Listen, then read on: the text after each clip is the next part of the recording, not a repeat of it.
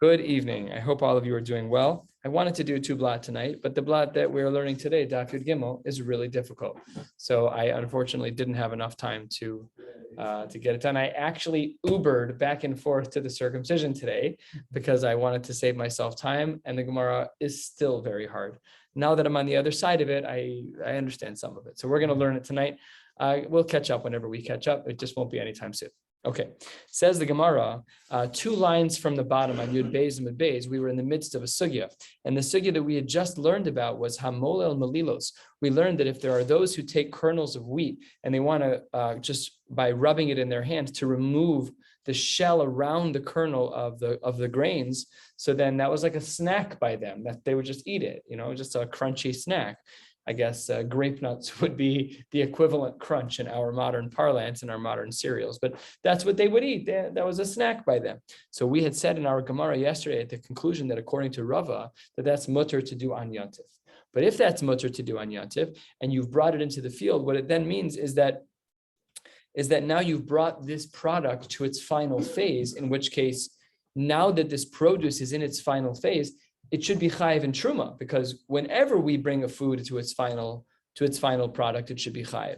So that's where the Gemara starts on Daf Yud Beis and Yud Beis, 2 lines from the bottom, and says, Im kain, if, as we learned yesterday in the name of Rava, that one is allowed to be molel malilos, one is allowed to remove the chaff from the kernels and the grain and eat it on Yom Tov, then matzinu truma shezakoi b'haramasa, then we seem to have had a case where actually we do bring a food to truma on Yantif. We do bring a food to that point, and that should be problematic because Vitnan, we have a Mishnah that we learned where Beis Hillel was pushing back against Beis Shammai, where he said, no, Beis Shammai, you're incorrect. The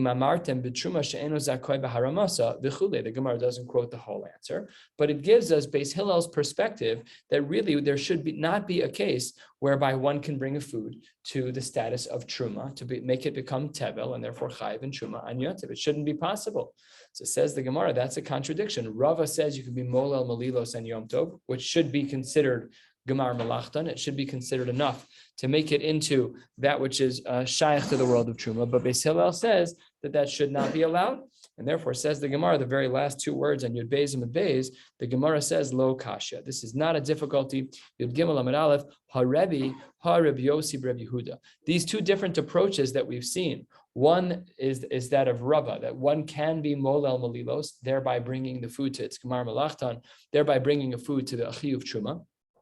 And Hillel also can be right because each of them have their opinions reflected in different Tanaim. One is Rebbe and one's Reb Yossi, Reb Yehuda. Where do their shitas come out? Says the Gemara, we have a Beitzah, the Tanya. Hichnis shibalin la'asos mehen isa. Let's say that a person brings in bundles of grain to make bread. Now your intent here is critical. If your intent is to make bread, then the Gemara says, ochel mehen arai upater. Then that is not their Gemar Malachtan. That we're not there yet. That is not their Gemar Malachtan. And because it's not their Gemar Malachtan, then it is not yet Tevel. And because it's not Tevel, then you're allowed to snack from it. Ochel mehen arai upater. And we are not yet Chayiv and Truma. That is part 1 of the Beitzah. Part 2 of the Beitzah, Lemo lelan b'melilus. If really the reason why you brought in the grains wasn't to make bread, but rather it was to snack on them. That's all you wanted. You weren't planning on, so you grabbed a bundle of grain, wheat stalks with the grain on the top, and you bring it in, but it's not to make bread. It was just molel and bimalilos. That's all you wanted was to snack on them. Then we have a machlokas Rebbe and Rabbi Yossi, Rabbi Yehuda. Rebbe mechayev. Rebbe says it doesn't matter that you brought it in for that purpose. It's still going to be chayev. Namely, if you bring in a bundle of grains, stalks of grain with the kernels at the end of them. And even though your intent is just to snack on them, it doesn't matter. Rebbe says that is considered Gemar Malachtan, and you are Chayav and Truma at that point. It is Tevel, and you're not even allowed to snack on it. However, Rabbi Yossi, Rabbi Yehuda Poter. Rabbi Yossi, Rabbi Yehuda was of the opinion that this is not yet considered Gemar Malachtan. And therefore, we can see how our machlokes on the bottom, how our question on the bottom of Yud Beis Mud Beis is solved. We presented our question by saying on the bottom of Yud Beis Mud Beis that Rava was of the opinion that you could be molel and melilos, that you were allowed to roll the kernels to remove the chaff in your hand. We're going to learn the actual parameters of that by the end of the day today. So that was what Rava said, implying that should have led to a gemar melachtan and therefore a chiyuv truma. But then we saw that Hillel was of the opinion that there's no such thing as truma becoming zakai b'haramasa, that you were never able to turn something into truma on Yontif. How do we answer the question? It's very simple. What was Rava saying when he said that you can be molel and b'melilos? He was saying, like the opinion that we just learned on the fourth line of Yud Gimel Amud Aleph, third line, not the fourth line, and that's the shita of Rabbi Yossi. That Rabbi Yossi says that when it comes to molel and b'melilos, you're still pater, and that's why Rava would say that you're allowed to eat. Masha'en came the shita of Hillel, which says on the very bottom of Yud Beis Mud Beis on the last line, she'eno zakai b'haramasa, that when it comes to truma, you could never have that take place, that a food will become chayiv in truma an yantiv. So that would follow the shita of Rebbe, who says that molel and melilos would be chayiv, and then all of the shitas make sense. And then the Gemara says, well, kind of.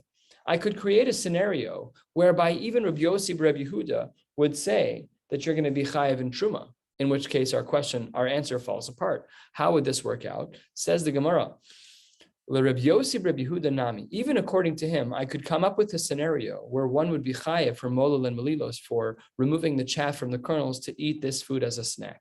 Mishkachasla, what is the case? The case can be where the following takes place. You brought in the bundles of grain into your house for the sake of making bread. And then once the grains are in your house, then v'nimlach alehen lemoladon b'yom tov. Even there, in that case, Rabbi Yossi, Rabbi Yehuda would acquiesce and agree to Rebbe and say the tavla b'yome, that would become tevel even on the day of Yontif itself. So if that's true, then our answer falls apart, because Rava no longer has the footing of this Tana, Rabbi Yossi, Rabbi Yehuda, because in that case where you brought in the bundles of grain for the sake of making dough, and then you changed your mind once it's in your house, now you can't get out of it, because when you brought it into the house, it was for that one purpose, and therefore the question falls apart. So what the Gemara does is it reinterprets Beis Hillel. Remember, our question from Rava was from Beis Hillel. Of course, historically, that makes no sense because Beis Hillel was earlier, much, much earlier. Rava was a 4th century Amor. That's already 100 years into the Amoraim, approximately. I mean, they had children younger. Maybe it was 80, 90 years, but it was well after the times of the Amoraim had started. So what does the Gemara say here? The Gemara says, you're right. There is a case where Rabbi Yossi, Rabbi Yehuda would agree that the case of molel and melilos would become truma. And therefore, elamai truma. What then does Hillel mean? Just take a look at the last line of Yud Beis Mud Beis while we read this answer. It says there, quote, Imamartem b'truma she'eno zakai b'harmasa. How do we define truma? So elamai truma, says the Gemara, rov truma. You're right. Beis Hillel is just saying that most scenarios don't yield truma on Yontif, but there are cases that you could creatively come up with that would yield a case of truma, just like the case of Rava. And this is really the second approach to our Gemara. All right, this is section number 1. Section number 2 is now that we've learned this principle of something becoming chayiv in truma, how would we extend this from the world of grains to the world of legumes, to things like beans? And we'll see fenugreek was also considered a commonplace. I looked it up today to see what they used it for. Fenugreek is used even today, and it doesn't have a lot of science behind it per se, but people use it for colds and other it's in the vitamin aisle. It's not in the FDA approved side of things. Doesn't mean that it has no value. The Gemara also used it in some form or another, but it's considered, I don't even know if this is true from like the phylum genus stuff. I don't know if it's considered a legume. It's actually a seed with a leaf. And in some countries, the leaves are eaten like lettuce. So I don't know if it's a legume. The Gemara certainly assumes that it's a legume. It took me forever to figure that out today, but that was a big piece of the Gemara. And let's see what the Gemara is talking about. Let me just say the framing just one last time in one sentence. How do we extend the rules that we've learned from things becoming truma to the world of legumes? Are they the same rules or are they not? Says the Gemara, there are 2 versions of Abaye. Amar Abaye, we're 7 lines down. Abaye says, machlokes b'shibolim. The machlokes that we have with Rebbe and with Rabbi Yossi, Rabbi Yehuda, is only in regards to grain. Aval bekitnius, when it comes to kitnius, when it comes to beans and legumes, peanuts, anything of that sort, divrei hakol asurai satavla. Everyone agrees that if it's brought in a bundle, it is instantly going to be considered truma. That is, as we would call it in this area of halacha, it's gemar malachtan. When this thing becomes a final product, thereby chayiv and truma, it is tevel, and you may not snack from it. A bundle of, from the word asur, that it's tied up, matir asurin, from the same language. Says the Gemara, okay, good, all right, I hear what you're saying about Abaye, that Abaye says that the only time that Rebbe and Rabbi Yossi and Rabbi Yehuda have their machlokas is by grain, but by kitnius, everyone agrees that that we're a little bit more strict, that the line is a little tighter, that the second it comes in with bundles, I don't know how peanuts are grown per se, but if they come in and still attached to the vines that connect them to get their growth source, the second you bind them up, it's considered to be tevel. So what says the Gemara, lema misayele, maybe we have a raya brura from the following brisa. So the brisa reads as follows: Misha hayilo chavile tilsan shel tevel. If a person were to have bundles of fenugreek, which were tevel, all right, that's already pretty convincing. It's tevel. It's fenugreek, which we assume is a legume. The Gemara assumes it's a legume, and it's in a chavila. So this is that's pretty clear as to what's going on. Anyways, in this regard, what does the Gemara say about the fenugreek that's in its bundle and its tevel? How do we give meiser in such cases? Hareze kotesh, a person should crush up the edible portions of the fenugreek. And you should measure out approximately kama zera yesh b'hem, how much there is. Umafresh al hazera ve'eno mafresh al ha'etz, and then you are going to give your portion of truma only on the seed portion, only on the edible portion, but not on the wood portion. So that's what the brisa says. Baruch atah Adonai Eloheinu melech haolam she'hakol nihya bidbaro. So says the Gemara, my love, is this not a reflection of the shita of Rabbi Yossi, Rabbi Yehuda, to Amar Hasam lo tabla, that over there when it comes to grains, he says that it's not tevel, but over here, hacha, by the legumes, by the tilsan, by the fenugreek, it is considered tevel. Exactly like Abaye said, that the only time that there's a machlokes is when we're talking about grains. But over here, we're talking about legumes, and therefore everyone agrees that asuraisa, that once it's bound up, that it's going to be tevel. So says the Gemara, maybe this is a perfect raya for Rabbi Yossi, Rabbi Yehuda. The Gemara says 1/3 of the way down. No, that's not correct. I could even say that it's Rebbe. Okay, if you want to say that it's Rebbe, my iria tilsan. Why are we dealing with fenugreek? Afilu shibal and nami. Remember that Rebbe's opinion at the brisa at the top of the page is that no matter what you're going to be chayiv, even if it's grains. Abaye's whole opinion only makes sense within Rabbi Yossi, Rabbi Yehuda, because Rabbi Yossi, Rabbi Yehuda was lenient when it came to the grains and strict when it came to the legumes. So that's the only time that it really makes sense. And had it been that we were talking about Rebbe, then this brisa did not need to speak about tilsan. He could have been talking about anything because he was strict across the boards. Afilu shibal and nami. So then says the Gemara, well, elamai, what am I supposed to do? Rabbi Yossi, Rabbi Yehuda? It doesn't make sense for it to be Rabbi Yossi, Rabbi Yehuda either. Why not? Because the Gemara says, is he coming to tell me that there's a difference between peanuts and fenugreek? Just speak globally and talk about legumes and talk about kidneys. Why does the brisa here have to talk about tilsan? So the Gemara says, in fact, this is actually the case of Rabbi Yossi, Rabbi Yehuda. The brisa that speaks about the tilsan is Rabbi Yossi, Rabbi Yehuda, and the Gemara explains, Ela tilsan itzrichale. We needed to specify this particular legume of fenugreek. Why? What is unique about it?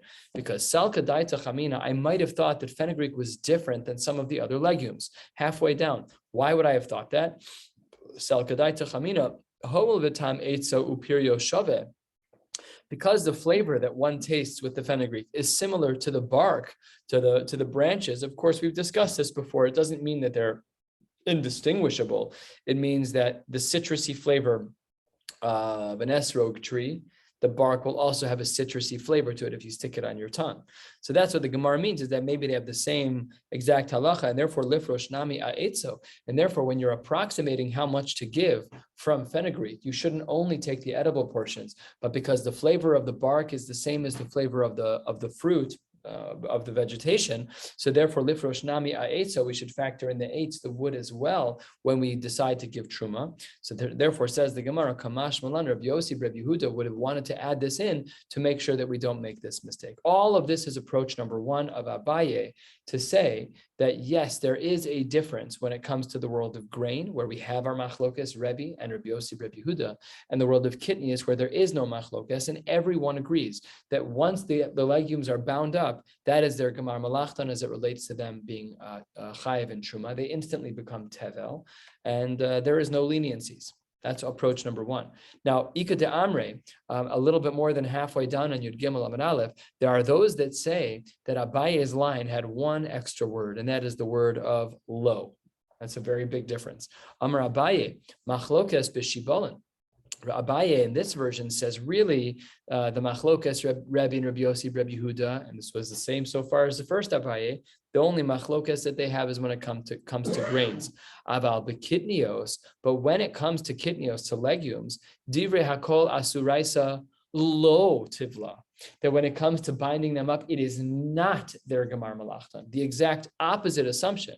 So assumption number one of Abaye was that when we say that there's a machlokas by grains, there's no machlokas by the legumes, in that they're definitely going to be tevel.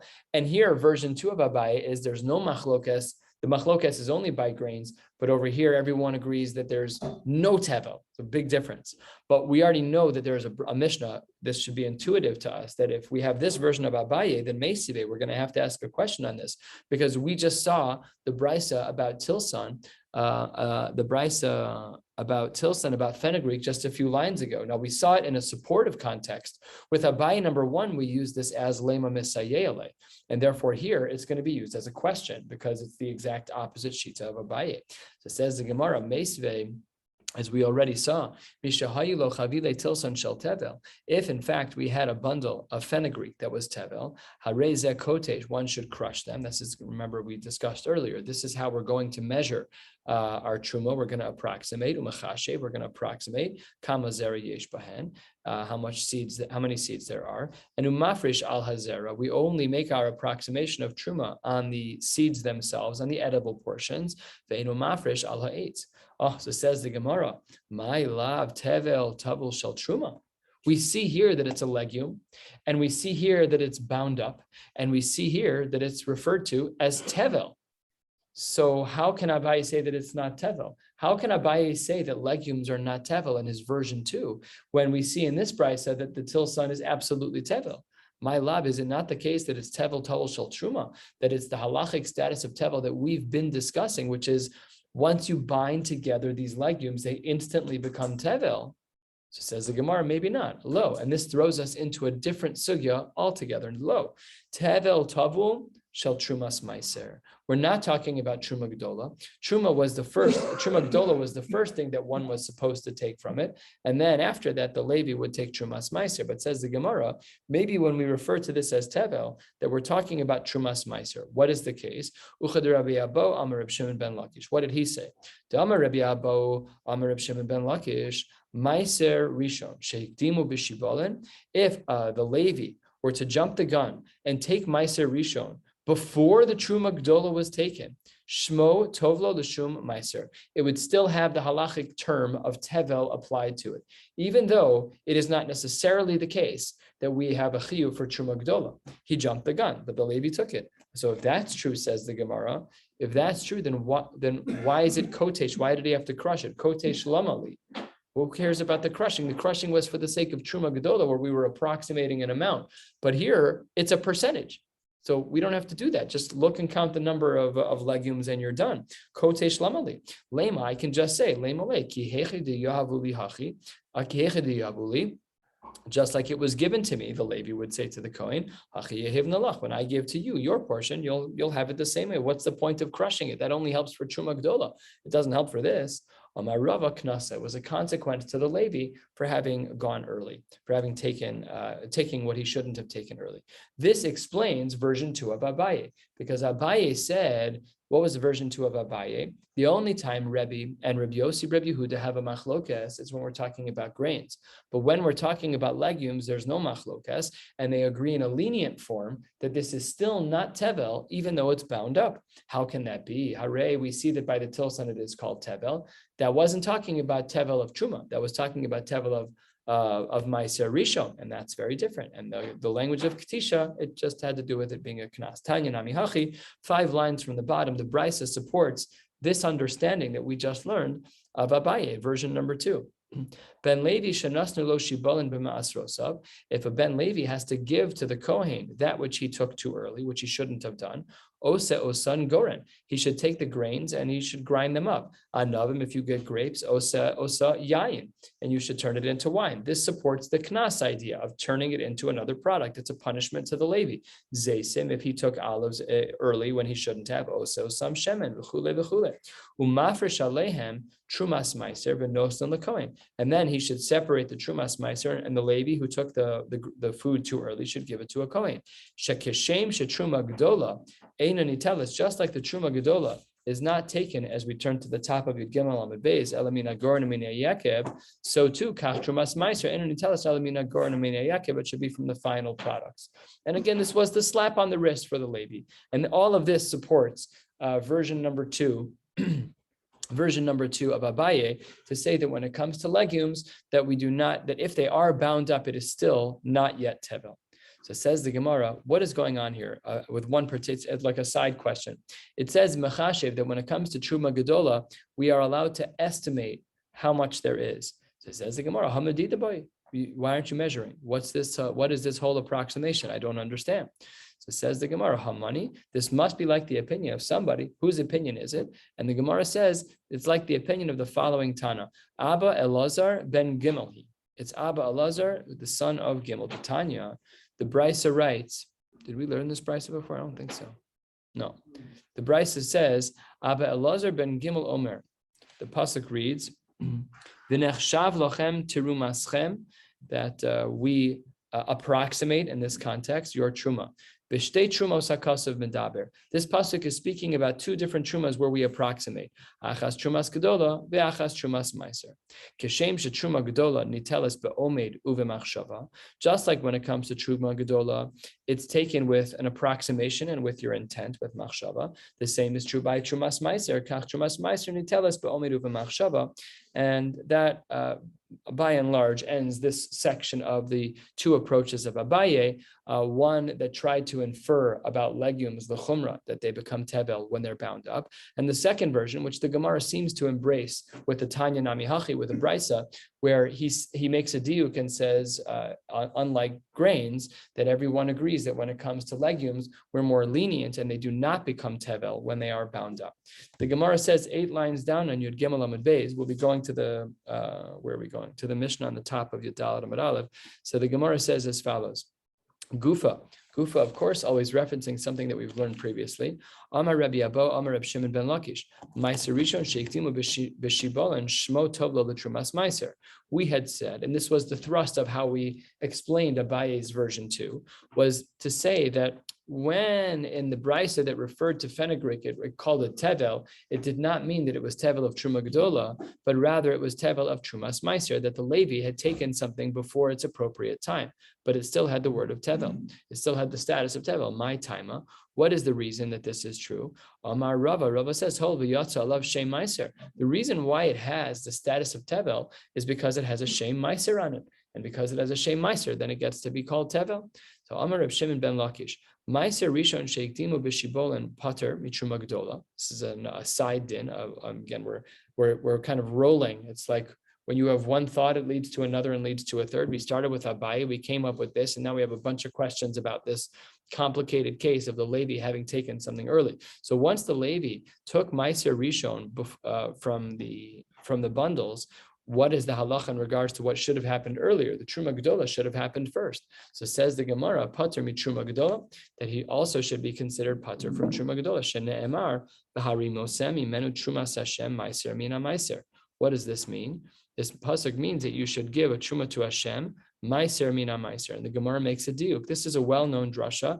Meiser mina meiser amarti lach. I told you that you should give truma gedola under certain circumstances.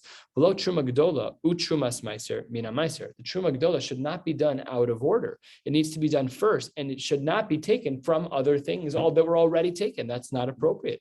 Truma gedola should be first. That's why Reb Shimon ben Lakish says that in the case that we've been discussing, where a Levi takes a portion of the food prior to the appropriate time, prior to Truma Gedola being taken, you can no longer give the Trumas Meiser.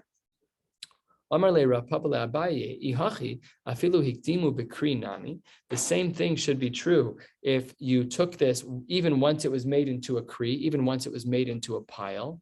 So now we're adding another layer.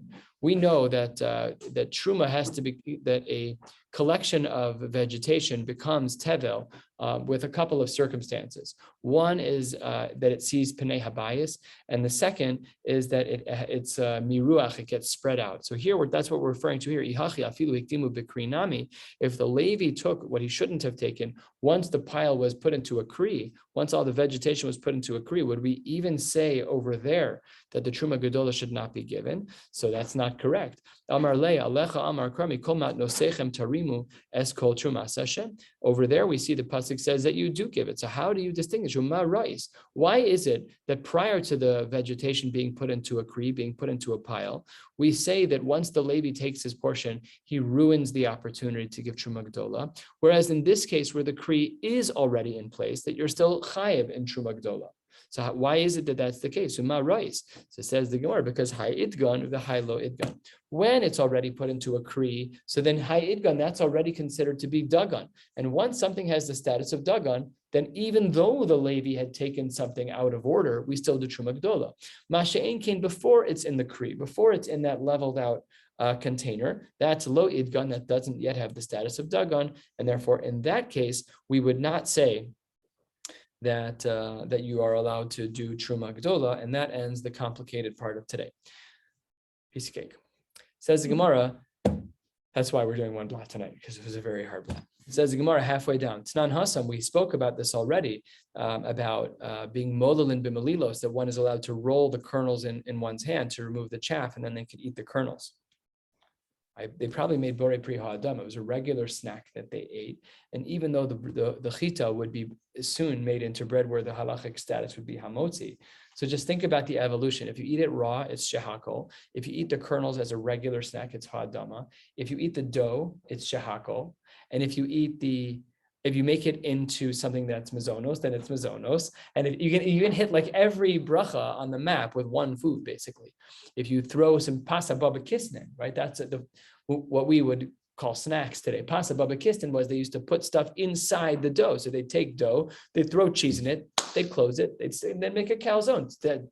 So in theory, that should be mazonos. And some of the pizza places, they specifically use apple juice to ruin its possibility of being hamoti. These are shilas. You have to know exactly what's going on.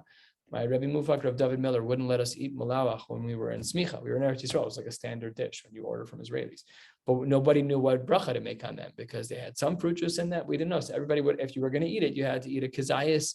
You had to eat a kazayas because you couldn't just eat less than a kazayas because we don't know if you're hitting the shiur of benching in this wood, maybe you're hitting the shiur of alamichya. So we never ate the malawach. We always would eat, if we wanted it, that wasn't my thing, but if you wanted it, you'd have to eat a couple slices of bread to be mechayiv yourself. Anyways, bread has a lot of applications here. Malawach, it kind of looks like a lafa, but it's like a doughy, flaky, circular type of, yeah, it was good. It was a big headache. You had to eat so much just to get to that. Yeah, it was part of a suda, but otherwise you have to eat a couple slices of bread to be mechayiv yourself and benching, and then it was just too much. So I'm like, I'll have the Israeli brand frosted flakes, which was satisfactory. The same thing about pizza? No, my Rebbe held by pizza that you make hamotzi on pizza. It's a meal, you know. I spoke to Rabbi First about pizza. Rabbi First said that if you're eating pizza at the time that's normal to eat a meal, then you make hamotzi. But let's say it's like 3 and 3:30 in the afternoon. You walk by a piece of pizza and you're like, okay, I can do that right now. So then Rabbi First said it's mazonos. It's unbelievable because it's all what foods have a dependency on the time in which you eat them. It's unbelievable. But he said in your head now it's a snack mamish. You're in between meals. What if you say I'm willing to eat lunch? Oh, I don't know. You got to ask him. I don't know, but that was his opinion. But my Rabbeim we never did that. One slice, two slices, that chakira, no, we just wash on pizza, even if you eat one slice.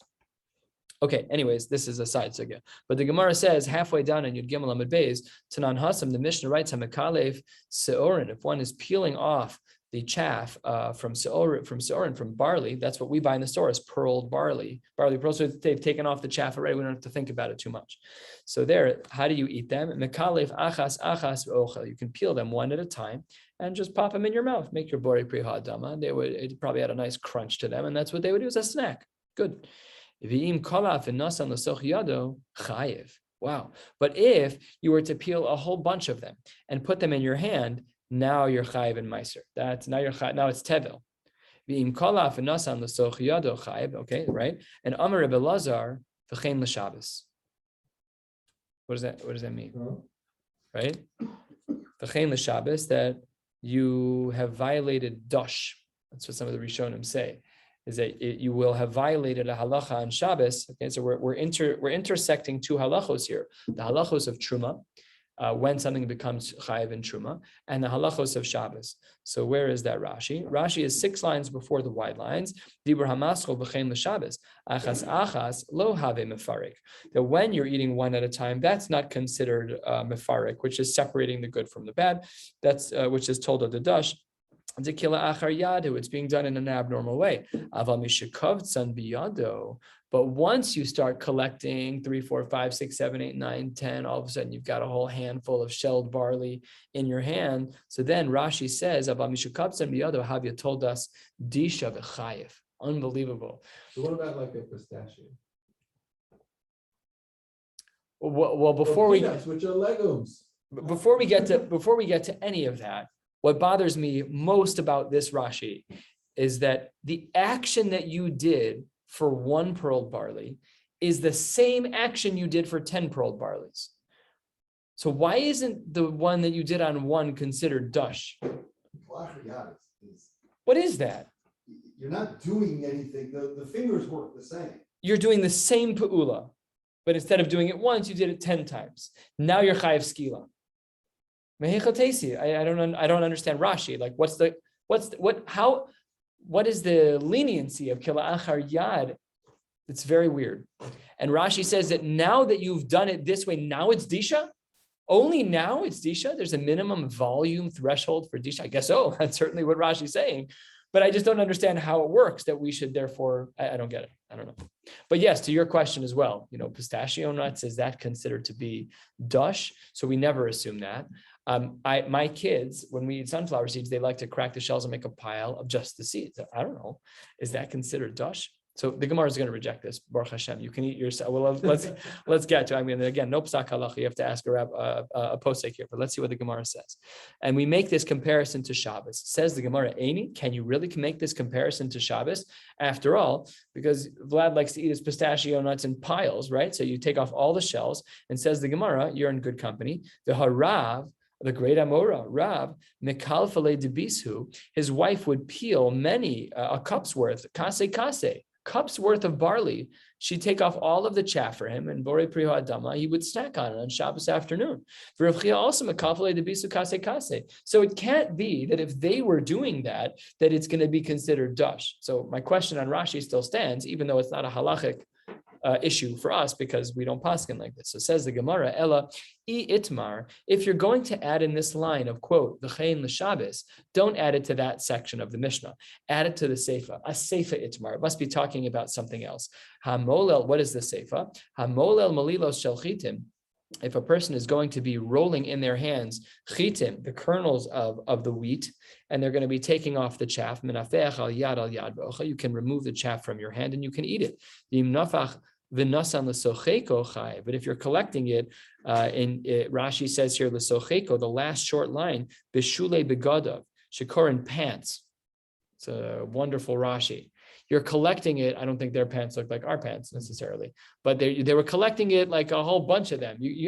I'm picturing like a kid walking around, like holding up the bottom of their shirt, with like hundreds of markers in it, like that kind of a scene. So there, the Gemara says that's what the sefer of this Beitzah says.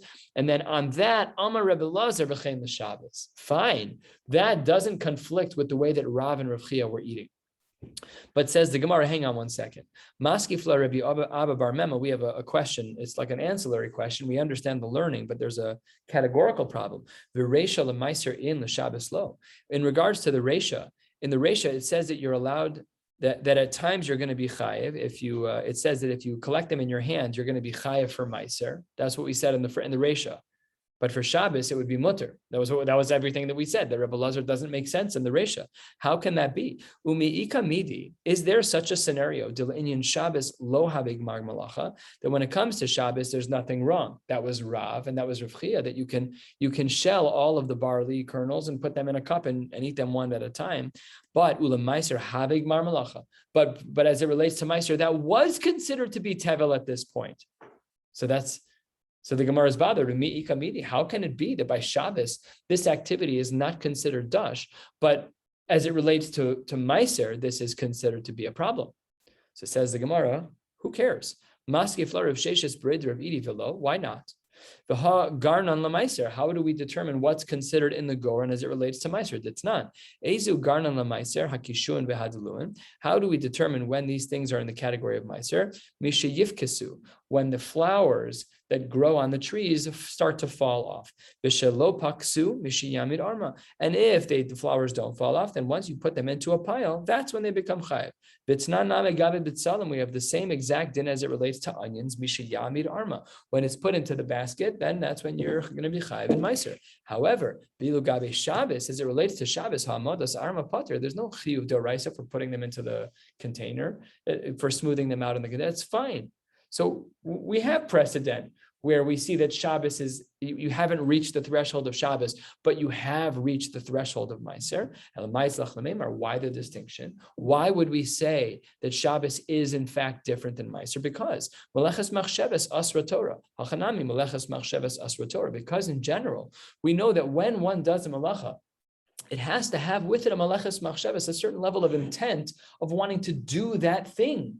But here, that's just not what this is. You're eating barley. You're not trying to do dash. It's just not the threshold for dash, for mefarik. And therefore, al-chanami, in our case, it's not going to be problematic. Last sugya for the night. Ketzad molel. What was the technique that they used for melila? How did they roll the kernels to remove the chaff? Abayi mishmei Rav Yosef amar chada achada. One finger to one finger. So let's say thumb to index finger or thumb to middle finger, whatever's more convenient. Same with snapping. Some people snap thumb to middle finger, and some people snap. One of my kids snaps thumb to first finger. I don't even know how they make a sound with it. I can't do it, but they can do it. Try. You did it. That was very good. So that's option number one. And then says the Gemara, Rav Avia mishmei de Rav Yosef amar chada atarte. You could do one finger against two. So that's your thumb with the kernel in between your index and middle fingers, right? You're going to break the kernel that way. And Rava Amar, Kevan de Mishane, because we're doing this all bishinui, it's not the normal way to open these apparently. Afiluchada akul hunami. You could even do one finger, your thumb, against all of your fingers, kind of rolling it against your fingers, and that's how you would do melila. Ketzad menafech. How do you separate the chaff from the grain? Amar Rav Ada bar Ava, Amar Rav menafech mikishre etzbeosav ulamala, top of your dalet amar aleph. You would do this from your knuckles and upward. Says the Gemara. Says Rashi. First Rashi velo bekapo, not in your palm. Michechu aleha b'ma'arav in Eretz Yisrael. They laughed about this. Oh, you're so cute. You did it just on your fingers. Why? It says the Gemara, Kaven de Mishani. Once we're already doing a shinui, afilu b'kula yadanami. You could rub it in any part of your hand. It doesn't make a difference, not just the fingers. Elama Rebbe Lazar, it must be menafech biyado achas ubechol kocho. So he qualifies and says it must just be that you can do everything all in one hand. You can do it as hard as you want, squeeze it. Everything can be done in your hand with your whole hand. No problem at all. We're going to stop right here at the top Mishnah on Yodalit, the only Mishnah, on the top of Yodalit. Mir Hashem will pick up tomorrow night. I am flying tomorrow, but I should be back in the early afternoon. I'll let you know if anything significant changes. And then I would love it at the least to do a blot and a half tomorrow. The end of the parak is at the last words of Tesvav and Aleph. That would be great. And that would be helpful for us to catch up at least a little bit. Wishing you all a beautiful night.